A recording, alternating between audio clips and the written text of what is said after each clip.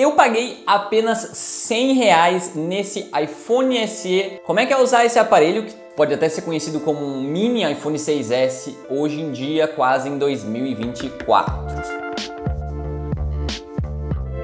Recentemente eu passei 3 dias utilizando esse aparelho como meu dispositivo principal. Eu vou falar um pouquinho a respeito de como foi essa experiência. Começando com os pontos fortes, uma coisa que sim me impressionou na usabilidade foi o desempenho. Esse aparelho aqui, como eu disse, pode até ser considerado ali um mini iPhone 6S, ou seja, ele, por mais que tenha o corpo do iPhone 5 e 5S, ele na verdade tem o mesmo processador do iPhone 6S.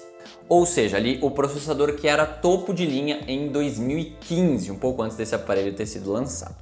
Hoje em dia, obviamente, 7 anos depois, o desempenho já não é mais topo de linha. No Antutu a gente vê ali por volta de 170 a 180 mil pontos na versão 8. O que pode ser ali comparável a, por exemplo, um Galaxy A32. O A32 é um pouco superior, aparelho esse que é intermediário e foi lançado ali em 2021. Mas é impressionante ver que ele ainda manda melhor do que muito aparelho novo lançado hoje em dia.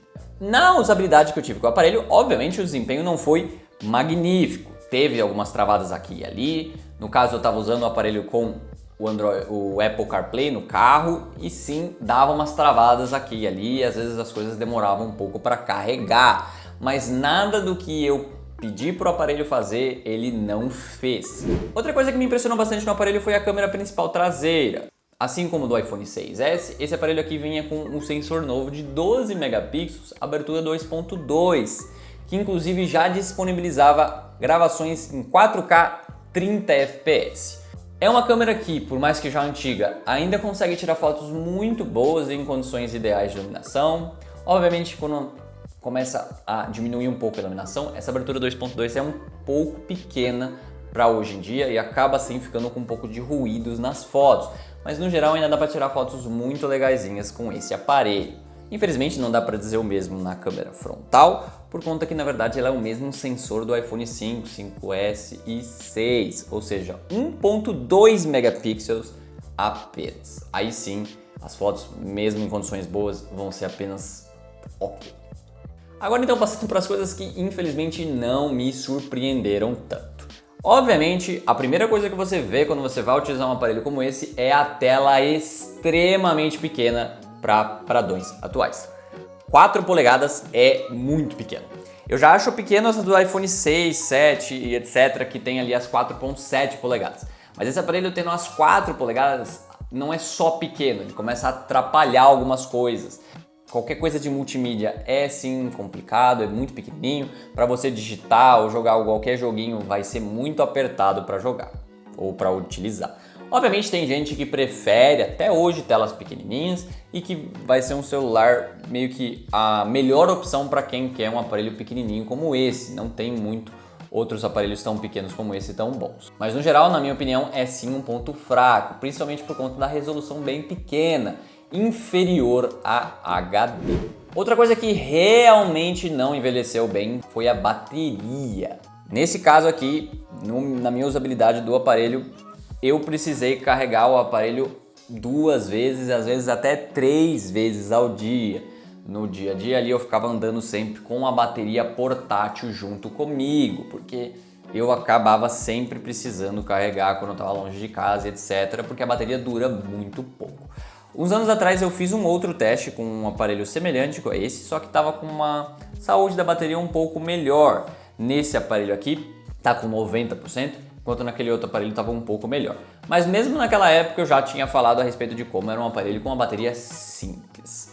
O que é interessante sim notar é que quando ele era novo, ele era até superior a alguns aparelhos ali semelhantes. Ele era melhor do que o 6S e o 6S Plus, por conta de ter o mesmo processador, mas tela muito menor, de menor resolução. Pelo menos o carregador, se você arrumar um de 10 watts, aqueles que eram utilizados para carregar iPads, não demora ali muito tempo para carregar essa bateria. Antes de falar para conclusão, eu acho que é legal a gente falar um pouquinho a respeito de alguns outros pontos dessa ficha técnica. O aparelho tem muita coisa que a gente considera como necessário atualmente e mesmo sendo um aparelho antigo ele ainda conta com isso. Wi-Fi 5 GHz, Bluetooth 4.2, NFC para pagamentos. Ele vai ter P2, o que é uma coisa que infelizmente foi cortada depois no iPhone 7. Ele tem leitor de impressão digital na frente, por mais que seja o sensor da primeira versão, ou seja, é um pouquinho devagar. Mas no geral, o aparelho ainda tem ali em conectividade, em extras, ele tem tudo que você vai precisar de fato para utilizar um aparelho atualmente. Sem contar, obviamente, com os frufrus mais recentes que, obviamente, não tinham sido lançados. Apenas o essencial. No quesito de atualizações de software, lá em 2022, junto com o iPhone 6S, iPhone 7, o aparelho não recebeu o iOS 16, ficando ali no iOS 15. O que isso vai significar no quesito de usabilidade de aplicativos? Nada. Atualmente, os aplicativos mais cotidianos vão necessitar de iOS muito mais antigos do que esse, ou seja, ele tem até uma versão mais atual do que o necessário. No quesito de segurança, eu também não acho que precisa se preocupar atualmente. Ele inclusive recebeu uma atualização recentemente da Apple de correções de segurança, ou seja, dá para ver que ele ainda está sendo, de certa forma, mantido pela marca. Agora, por quanto tempo isso vai durar? Provavelmente eu diria ali no quesito de segurança, por pelo menos mais um bom tempinho, 1 ano, 2 talvez, e no quesito de aplicativos até talvez um pouco mais. Dado ali, quando a gente olha, por exemplo, o WhatsApp, que é uma ótima comparação, a gente vê que ele necessita apenas do iOS 12. Passando então para a conclusão. Como eu disse, eu adquiri o aparelho ali por pouco mais de R$100 na Level Micro. O aparelho estava em condições muito boas estéticas, tem algumas marquinhas apenas nas laterais e na traseira, mas quase nada na tela.